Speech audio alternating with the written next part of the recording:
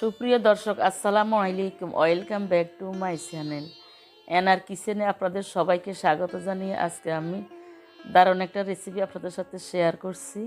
আজকে আমি আপনাদের সাথে শেয়ার করব গরুর মাংস দিয়ে খোলা যায় পিঠা খাওয়া। এটা আমাদের নোয়াখালীর ঐতিহ্যবাহী একটা খাবার। এই পিঠাটা দিয়ে গরুর মাংস খেতে কিন্তু দারুণ লাগবে। আমরা যেমন চাউলের গুঁড়ার পিঠা দিয়ে গরুর মাংস খাই, তদ্রূপ আপনার এই খোলা যায় পিঠা দিয়ে গরুর মাংস খেতে আমাদের কাছে অনেক ভালো লাগে। তাই আমি আজকে আপনাদের সাথে এই রেসিপিটা শেয়ার করছি। আশা করছি আপনাদের ভালো লাগে। ভালো লাগলে প্লিজ আমার চ্যানেলটিকে সাবস্ক্রাইব করে আমার সাথেই থাকবেন।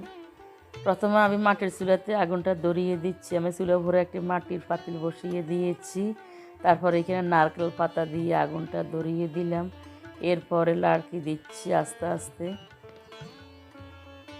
আর এই পিঠাটা বানাতে কিন্তু অবশ্যই মাটির খোলাতে বানাতে হবে, তাহলে পিঠাগুলো অনেক সুন্দর হবে, জালি জালি পড়বে, খেতেও কিন্তু অনেক ভালো লাগবে। প্রথমে আমি অফ ক্যামেরায় এখানে চাউলের গুঁড়ার আটাটা করে নিয়েছি পাতলা করে।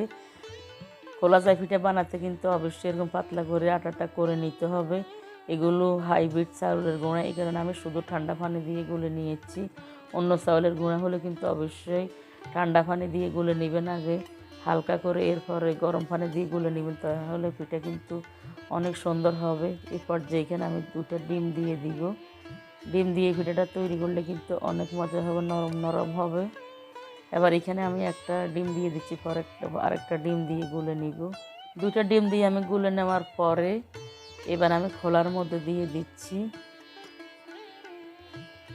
আর খেয়াল রাখবেন, এরকম খোলা যায় পিঠা বানাতে কিন্তু অবশ্যই চুলার আগুনটা একদম বাড়িয়ে দিবেন। আমার খোলাটা একদম চ্যাপটা, এই কারণে আমি এখানে 1.5 চামচ আটা দিচ্ছি। তো পিঠাটা একদম পাতলাও হবে, বড় হবে, খেতে কিন্তু অনেক ভালো লাগবে। এবার আমি ঢাকনা দিয়ে পিঠাটাকে বানিয়ে নিব। বেশি একটা সময় লাগবে না, প্রায় 2 মিনিট লাগবে। এবার পিঠাটা হয়ে গেছে দেখতে পাচ্ছেন। এবার আমি খুরচুন দিয়ে তুলে নিব। দেখতে পাচ্ছেন আমি প্রথম পিঠাটা নামিয়ে নিয়েছি। পিঠাটা কিন্তু অনেক সুন্দর হয়েছে, এমন নরম তুলতুলে হয়েছে। আমি আরেকটা পিঠা দিয়েছি, দিয়ে ঢাকনাটা দিয়ে দিলাম। এটা হয়ে গেছে। এবার আমি খুরচুন দিয়ে তুলে নিচ্ছি।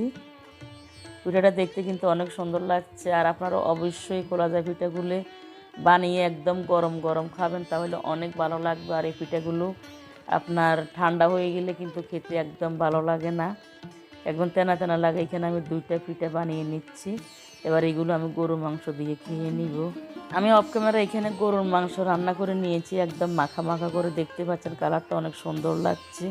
আর মাংসটা কিন্তু অনেক মজা হয়েছে, অনেক টেস্ট হয়েছে। এরকম খোলা যায় পিঠা খাওয়ার জন্য এই মাংসটাই পারফেক্ট করে রান্না করে নিয়েছি। আপনারা যদি মজা করে খেতে চান তাহলে অবশ্যই আমার রেসিপিটা দেখে স্টেপ বাই স্টেপ বানিয়ে নেবেন। যাদেরকে খাওয়াবেন তারা কিন্তু খেয়ে অনেক প্রশংসা করবে আপনার, এবং বারবার খেতে মন চাইবে। আশা করছি আপনাদের ভালো লাগে। ভালো লেগে থাকলে প্লিজ আমার রেসিপিটা কেমন লাগছে আমাকে কমেন্টস করে জানাবেন।